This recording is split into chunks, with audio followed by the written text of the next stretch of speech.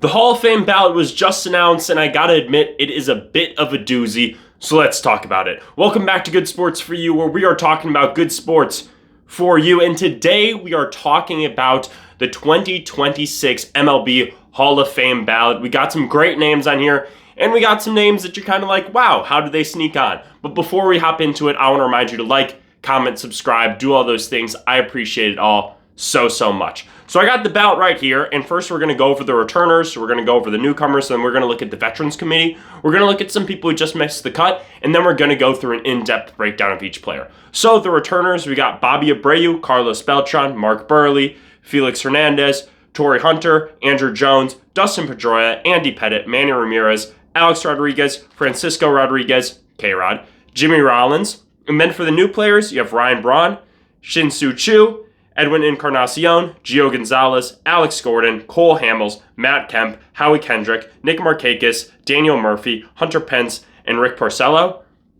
On the Veterans Committee, you got Barry Bonds, Roger Clemens, Carlos Delgado, Jeff Kent, Don Mattingly, Dale Murphy, Gary Sheffield, and Fernando Valenzuela. And then the players who just missed the cut, where I thought were like kind of notable of, oh, I'm surprised they didn't make it on, at least for some consideration, was Jason Kipnis. He had a really good career as a whole. I mean, 21.1 WAR, two-time All-Star. That's not good enough to get you into the Hall of Fame, but I thought that it at least warranted being on the ballot. And then you also had Chris Davis, who once again, I mean, people like to clown on Chris Davis, obviously, because he had one of the worst stretches in MLB history, like ever, which is totally fair. But as a whole, like when you're looking at his WAR numbers, it isn't there. But he is an all-star. He had like a bunch of home runs. He had over 290 home runs. So he was like approaching that 300 home run mark, which I think would have been enough to get him there. He finished third in MVP one season, and he had 7.1 WAR one season, which is really impressive considering for a career WAR he had like 11 something. So I think that those players at least warranted being on the ballot. Not saying they would have made it in. They definitely would not have made it in. I'd be even surprised if they even got votes. But now we're going to talk about the players who are actually on the ballot. So first, I'm going to go over the new players. I'm going to go through them in alphabetical order. Just so you know, I'm not going them by like who's most likely to make it in, who's most likely not to make it in, and all those things. We're just going to go down the list alphabetical by last name, and I'm going to go through each player and who I think deserves to be in, who deserves some consideration, and who I think doesn't have a chance. And the first player, we're going to start it off right away with some controversy, and that is Ryan Braun. I am a Brewers fan. I am biased. I loved Ryan Braun in his time with the Brewers. However, he is not making it in. He is not even going to sniff the Hall of Fame. His numbers alone weren't even enough to consider being close to getting in, honestly. He put up 47 WAR, and for WAR, I'm looking at Baseball Reference WAR. He had almost 2,000 hits. He had over 350 home runs. He hit almost 300 for his career. He had a 134 OPS plus, so that is taking the league average on base plus slugging percentage, and then you're factoring in like park factors, how hitters were doing that season, and it gives you a percentage that's above the league total. I'll be referencing OPS plus a lot in this video, so I wanted to give you guys the heads up on that. So he's 34% better than league average for his career, which is awesome. He was a 6-time All-Star, MVP, Rookie of the Year, 5-time Silver Slugger. All those things are absolutely incredible. Even with all of that, I think it would be shaky to see if he would even get votes for the Hall of Fame. But he also did steroids, and then he lied about it, and it was a whole entire scandal, and he got in a lot of trouble, and he got suspended. So for that reason, he's not even going to sniff the Hall of Fame. I'll be surprised if he gets votes. Next up, you have Shin-Soo Choo. He had an awesome career. He's not getting in. Just under 35 career WAR. That's not enough. Just above 1,500 hits, just over 200 home runs. Again, nice career, 122 OPS plus for his career as a whole, one All-Star appearance. It's awesome, not nearly enough. Edwin Encarnacion, kind of similar deal, 35.3 career WAR. He's not getting in. Just under 2,000 hits with 1,832. Over 400 home runs, though, 424. So, like, I could see somebody making an argument there, but I don't think he has a chance. And with a career OPS plus of 123, it just isn't enough for a guy who is also kind of a poor defender. And with 3 All-Star selections, it's not enough for me to warrant his accolades as enough to get him in instead of his raw numbers.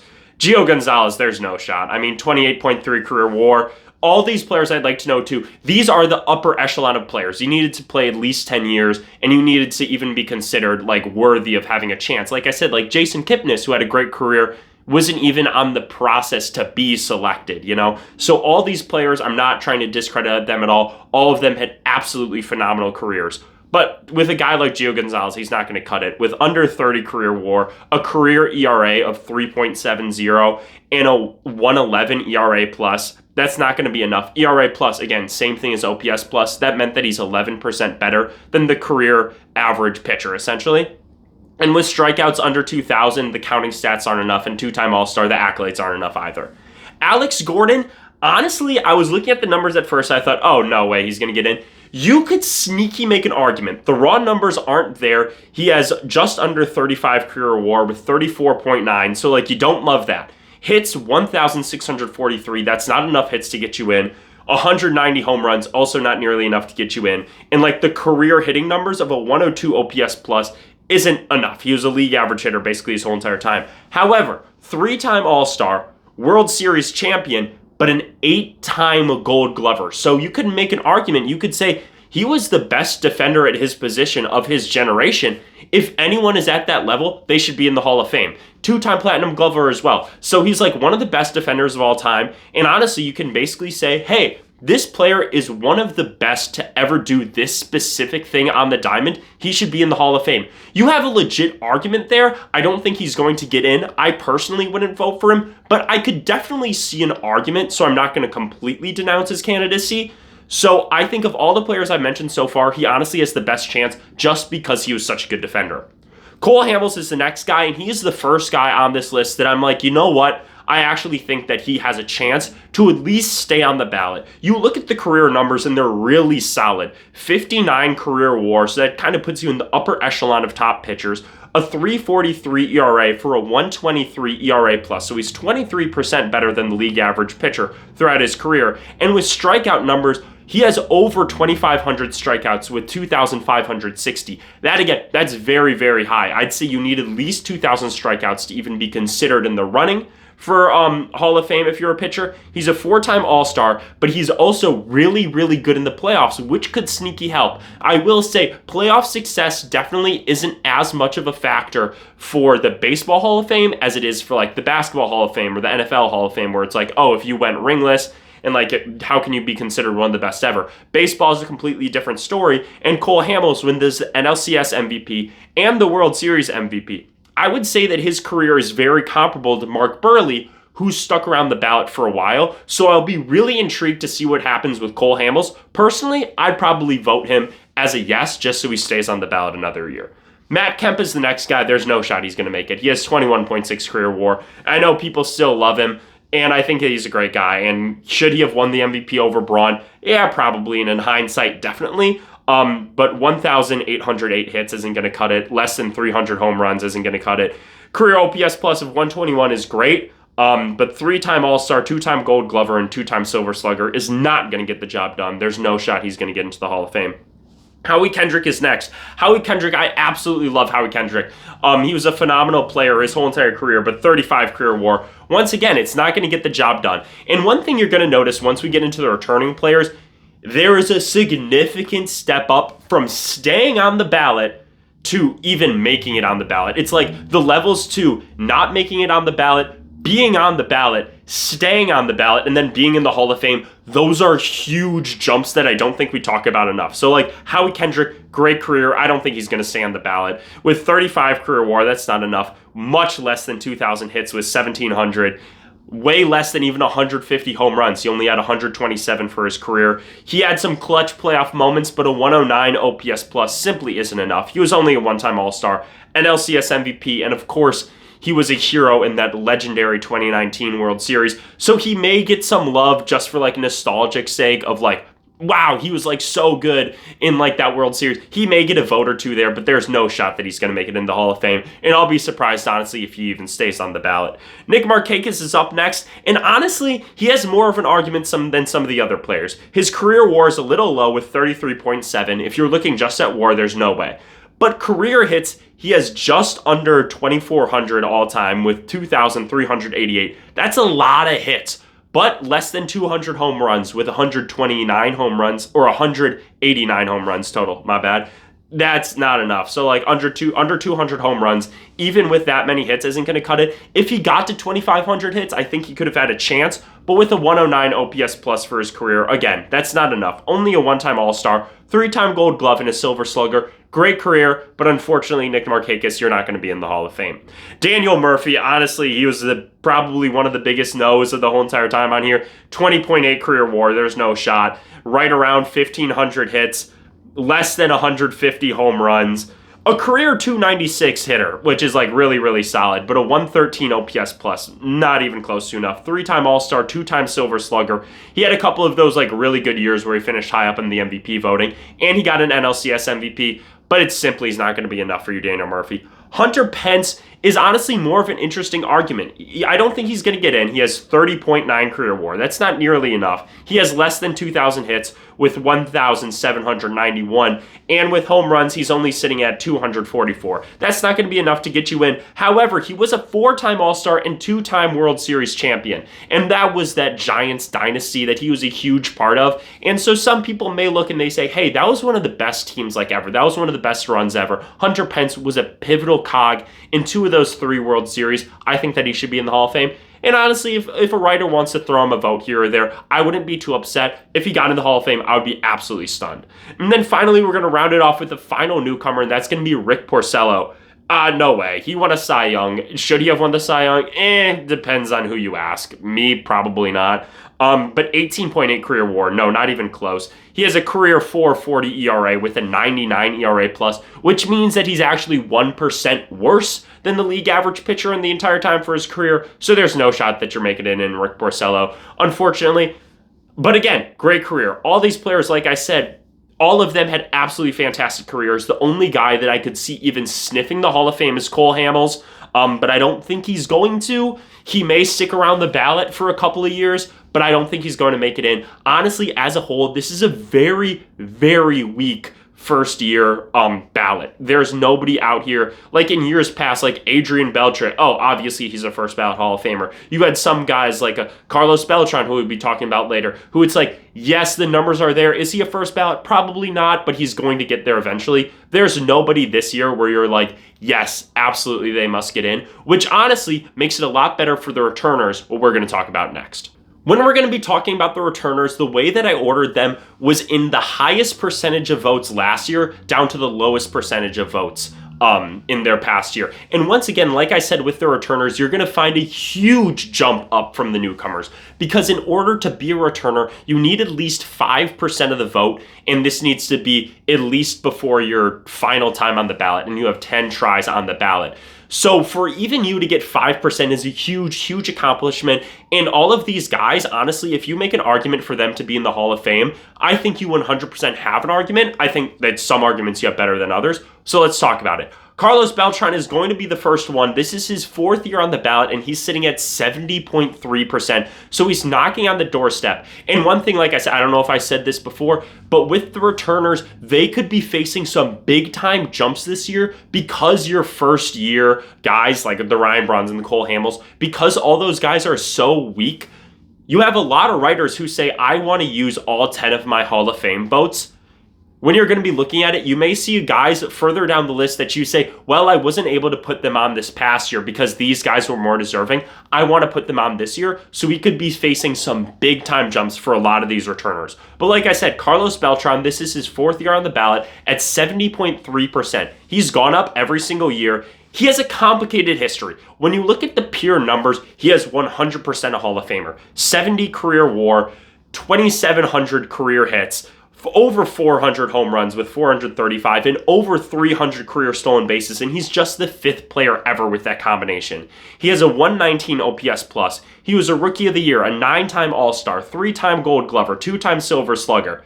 But then you get to the big doozy, and that was that 2017 Astros scandal, which he was largely labeled as the guy who helped orchestrate it. And whether you believe that or not, that is a stain on his legacy that honestly so far has kept him out of the Hall of Fame. So the question is now that we're almost a decade removed from the scandal, is that going to be enough for the writers to push that aside and say, yes, Carlos Beltran deserves to be in the Hall of Fame because of everything else?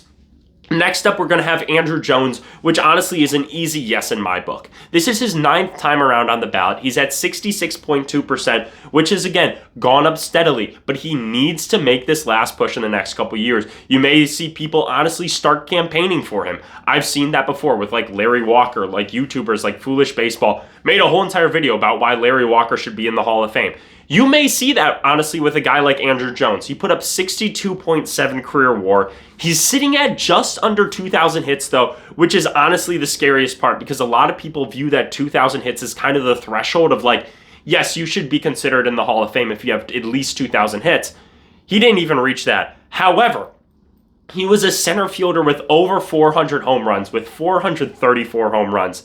That puts him in like a legendary status. He had a 111 OPS plus for his career, so he was 11% better than league average hitter. He was a 5-time All-Star. He was a Silver Slugger. And the biggest thing is he was a 10-time Gold Glover. You do not see a lot of guys with that combination of raw power like he did, that hitting prowess, and also being one of, if not the best defensive center fielder that like we've ever seen. So phenomenal defender, one of the best ever. Like I said, 10 Gold Gloves.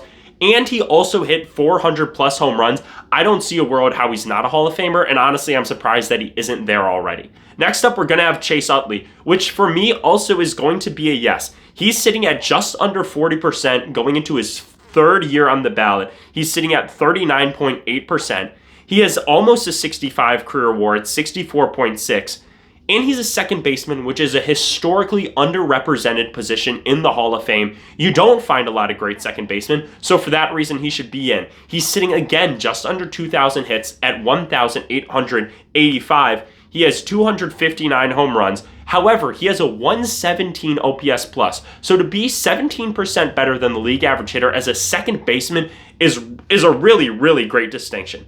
He was a 6-time All-Star, 4-time Silver Slugger, and he won a World Series. Those numbers for me are easily enough to put him in the Hall of Fame. I would expect a big jump this year. I wouldn't expect him to get in, but I would expect a big jump in his candidacy. Next up, we're going to have the big first controversy of the ballot, and there are going to be a lot of them, and that's going to be Alex Rodriguez. Complicated legacy, to say the least. Everyone has their different thoughts and opinions on PEDs and steroid users. On the one hand, well, they were able to do what they did. They should be in the Hall of Fame because they were that good. On the other hand, well, they cheated and they had an unfair advantage. They shouldn't be in. And there's also another hand with guys like Barry Bonds and everything like that, where people were like, MLB knew that it was happening and they allowed it to happen to continue to grow the game. Therefore, they should be in the Hall of Fame because it wasn't against the rules at the time. I kind of fall in that third camp where I'm kind of like, if you weren't suspended, you should be able to be in the Hall of Fame. Because it's like, was it against the rules? Like, kind of, but like not really. And like, you never got suspended by the MLB. So like, did you ever really get in trouble?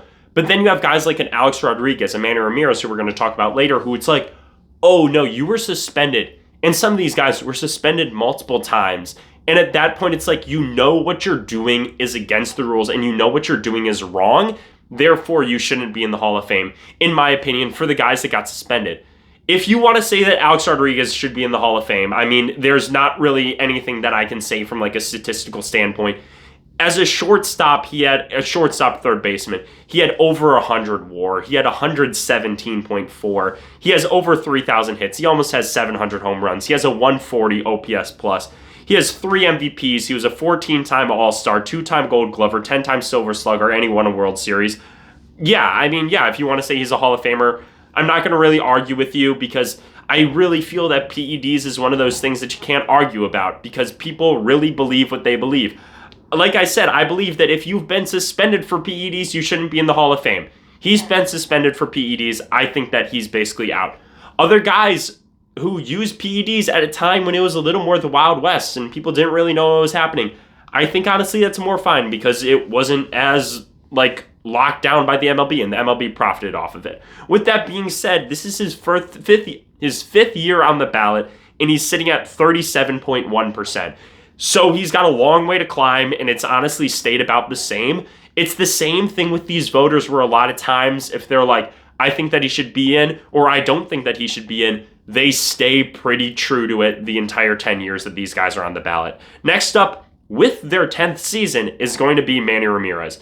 Again, it's complicated, but I honestly think it's a little bit less so. He's at 34.3%. This is his final year. I don't think he'll be able to make the push because of the PEDs. When you look at it, he has 69.3 career WAR. He has over 2,500 hits. He has over 550 home runs. He has a 154 OPS plus. He's a 12-time All-Star, 9-time Silver Slugger, 2-time World Series, and a 1-time World Series MVP. Those numbers are all absolutely phenomenal. If those were his numbers alone, yes, he would be in the Hall of Fame. However, he juiced, and everyone knows it, and he got suspended for it. Alex Rodriguez's numbers are like way, way, way better. Barry Bonds' numbers were like 10 times better, and they aren't even in the Hall of Fame. So I don't think Manny Ramirez is going to get in because of the PEDs and everything like that. Next up, another complicated situation is going to be Andy Pettitte. Andy Pettitte got accused of using PEDs, and he got wrote up in the Mitchell Report and all these things. However, he never got suspended for it. But when you're looking at the numbers, I don't even know if he should be in the Hall of Fame. It's kind of up in the air for me personally. Right now, it's his 8th year, and he's sitting at 27.9%. It has been going up, though, I will say that. But with a 60.2 career WAR, that's just knocking on the door. And with a 3.85 ERA, with a 117 ERA plus, that's not really moving the needle much for me at all. He does have over 250 wins, and I am not a fan of wins for pitchers as a stat personally, but when you're looking at something cumulative for the Hall of Fame, if you have a certain amount of wins, I think it should help your case. I don't think it should ever hurt your case. So having 250 wins should definitely help his case. And then with strikeouts, he has just under 2,500 strikeouts, which again isn't really moving the needle for me. He's a 3-time All-Star. But the thing that is moving the needle for me is he pitched so much in the playoffs, and he pitched well. And he's a 5-time World Series champion, and he's an ALCS MVP. So like I said, it's if I'm looking at his PED stuff, I'm not really going to pay attention to that much at all. Maybe that's a little negative, but it's not a huge deal because I don't believe he was ever suspended for it. But when you're looking at the career numbers as a whole, they just aren't really quite there. So personally, I wouldn't vote him in. Next up, we're going to have Felix Hernandez. I wish I could say yes, I really, really do. But when you're looking at his career as a whole, it's just not, it's not really doing it. He was, at his peak, he was the best pitcher in the league. I mean, it was him and Clayton Kershaw were the best of the best. This is his 2nd year on the ballot, and he's sitting at 20.6% though. So I mean, he could definitely climb up there. It's going to be a long climb, but we're going to see what happens. He has just under 50 WAR at 49.8. I feel that 50 or 60 WAR is kind of the threshold that you need to be at for consideration. So he's just below what I would consider that kind of arbitrary threshold, but he is just under it. And with 3.42 career ERA, a 117 ERA plus, his peak was so much better than everyone else. But as a whole, longevity, when you're looking at the Hall of Fame, you need to look at everything. And his longevity just isn't there at all. So I have a hard time saying yes to him. He does have over 2,500 career strikeouts. I will note that. He's a 6-time All-Star, 2-time ERA title. He won the Cy Young, and he had a perfect game. I think that if you have a perfect game, honestly, I know it's just one game, but it should move the needle. So that does move the needle for me a little bit, but it doesn't move it enough. So I would still say a no on Felix Hernandez. But if you want to say yes to him, I completely understand. I don't have any beef with that. Next up, we're going to have Bobby Abreu. Bobby Abreu is a yes for me. This is his 7th year on the ballot. He's at 19.5, and I know that he's the trendy analytical pick. It's so interesting because you look at some of these guys and you're oh, the career numbers and everything like that. Yes, they should be in old school guys love him. And then you have some people oh, but the new school numbers are really there. Bobby Abreu was definitely not appreciated in his time as much as he should have been. He has 60.2 career WAR. So like I said, that kind of arbitrary 50 to 60 threshold, he's past that. He has just under 2,500 career hits with 2,470. His home runs are a little low at 288. What's interesting is if he got to that 300 home runs and if he got to 2,500 hits, would he be a yes for the Hall of Fame? Honestly, that's a solid maybe and definitely something to think about. And how much does those 12 extra home runs and those 30 extra hits, should that matter at all? He has over 400 stolen bases. That's also phenomenal and doesn't get enough love. He's a 291 career hitter, But the thing where he really thrived was in his walks. He has a career .395 on base percentage. You just don't really find that, especially back in the day. And with a 128 career OPS plus, he wasn't shown enough love because he was only a two-time All-Star, a one-time Gold Glover, and a one-time Silver Slugger. I genuinely think that in today's day and age, he would have been looked at as like a Joey Votto-esque hitter. A guy who hits for a high average, hits for decent pop, and he gets on base a lot. That's what he does. And also, like, he was a good defender, and he ran the bases really well. He was a complete and well-rounded player. But a lot of people like to make the argument, well, do they pass the eye test of being the Hall of Famer? When they were playing, could I have looked at them and they said, yes, this player is a Hall of Famer? And a lot of people who were paying attention a lot more to baseball back then would say, no, I never viewed Bobby Abreu as a Hall of Famer. Like right now, like we look at like an Aaron Judge. Obviously, he's going to be a Hall of Famer. Bryce Harper even, like the career numbers aren't quite there yet. But if I were to say, hey, is Bryce Harper a Hall of Famer? Yeah, when all is said and done, he's 100% going to be a Hall of Famer. Bobby Abreu seemed to not have that at the time that he was playing. So for that reason, a lot of writers are like, I still wouldn't have him in. Next up is going to be Jimmy Rollins. Jimmy Rollins is going to be a no for me. This is his 5th year on the ballot, sitting at 18%. He has a career WAR under 50 at 47.9. He has under 2,500 hits at 2,455. His career home runs are only looking at 231. However, he does have a lot of stolen bases with 470. That is something to note. But his career OPS plus is a career 95. That's not going to cut it. You're 5% worse than league average, and if you're not like Ozzie Smith, like the literal best defender ever, I don't think you're going to get into the Hall of Fame with a career OPS plus below 100. He was an MVP though, a 3-time All-Star, 4-time Gold Glover, Silver Slugger, and he won a World Series.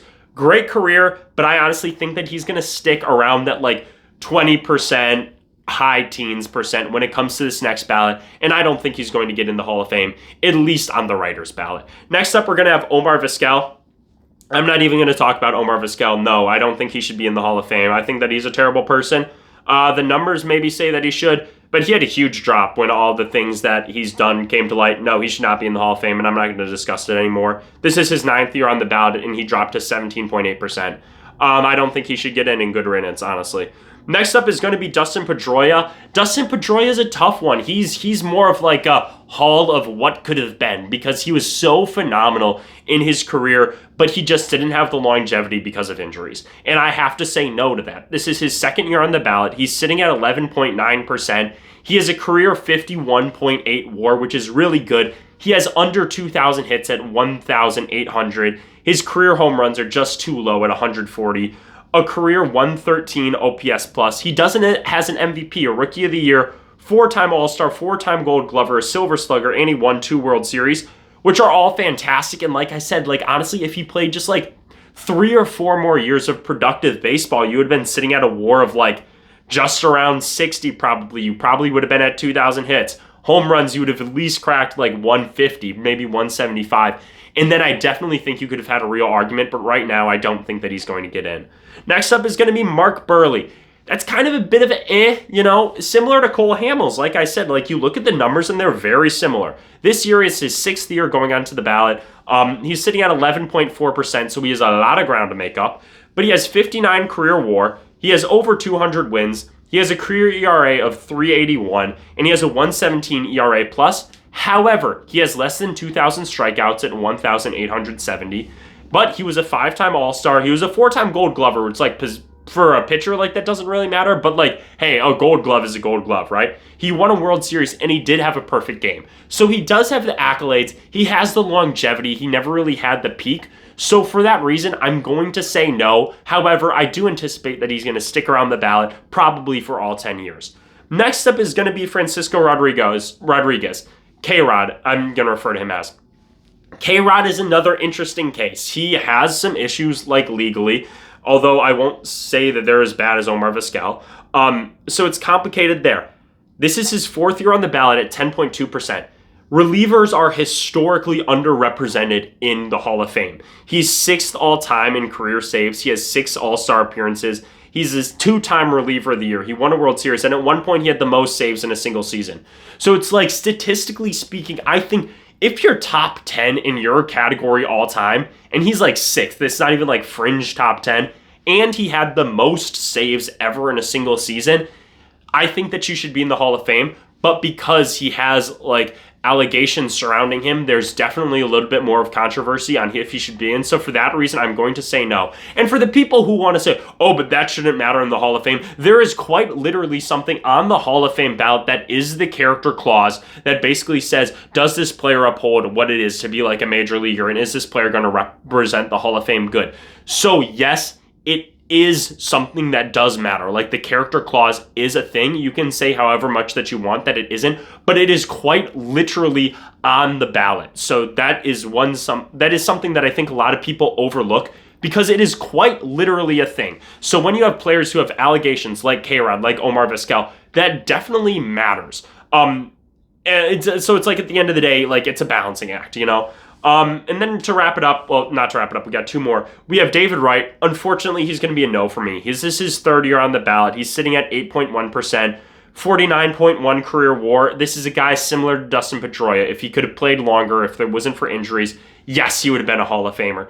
He has just under 1,800 hits at 1,777. He has 242 home runs, a career 296 average for a 133 OPS plus. So he's like phenomenal in his career, just wasn't long enough. 7-time All-Star, 2-time Gold Glove, 2-time Silver Slugger. And again, you cannot base the Hall of Fame based on what could have been. You have to face it on what did happen. And unfortunately, injuries happen, and he isn't going to have enough to be in the Hall of Fame.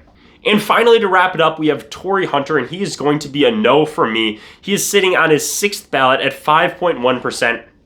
He has been up and down. He's probably going to face an up right now because this new class is so weak. But with under 2,500 hits at 2,452 and home runs at 353, he just doesn't have the benchmarks that I want to see him hit. And like, as a career, his averages weren't particularly high at a 110 OPS plus. He was only 10% better than league average.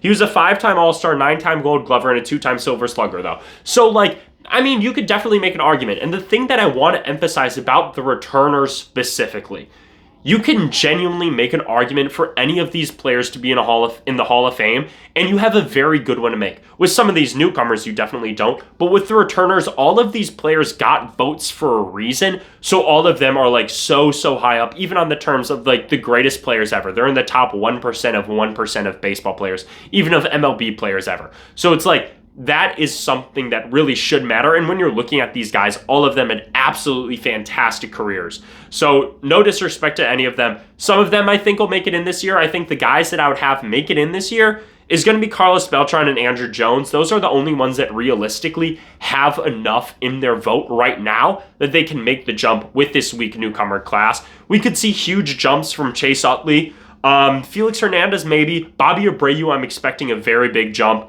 And those are the guys, honestly, that I'm like, I think that they'll make a big jump to try to stick around. So finally, we're going to talk about the Veterans Committee voting. And what the Veterans Committee is it's a group of writers, historians, and former MLB players. And there are nominated players who go into this tiny little committee and they're voted on to be in the Hall of Fame. And this isn't like a lesser than Hall of Fame or anything like that. The Hall of Fame is the Hall of Fame, right? And the thing is about this is it cycles every single year, and this year it's going to be the contemporary era. So there's going to be a lot of debate because these are all players that a lot of baseball fans care a lot about. And we are going to start it right off with two big-time controversies. The first one is going to be Barry Bonds. Is he the greatest player ever? You can make an argument. I would say Shohei Ohtani right now, honestly. But he has the most home runs ever. He's a 7-time MVP. He has over 160 career WAR. So, like, yes, obviously, like, he is one of, if not the best player ever. However, there are so many PEDs and steroid allegations that surround him.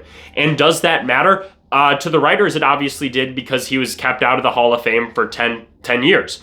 So it definitely does matter to a certain extent.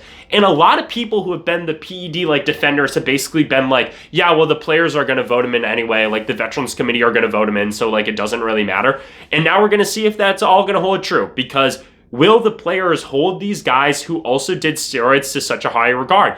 I have seen players say that, like, oh yeah, it shouldn't really matter, they should be in the Hall of Fame. And I've also seen players basically say, hey, they essentially cheated when a lot of us were trying to do it clean and do it the right way. So they still may hold animosity towards these players. We're going to see. And the next one is going to be Roger Clemens. It's a very similar situation. I mean, he's arguably the best pitcher ever. He's a 7-time Cy Young winner.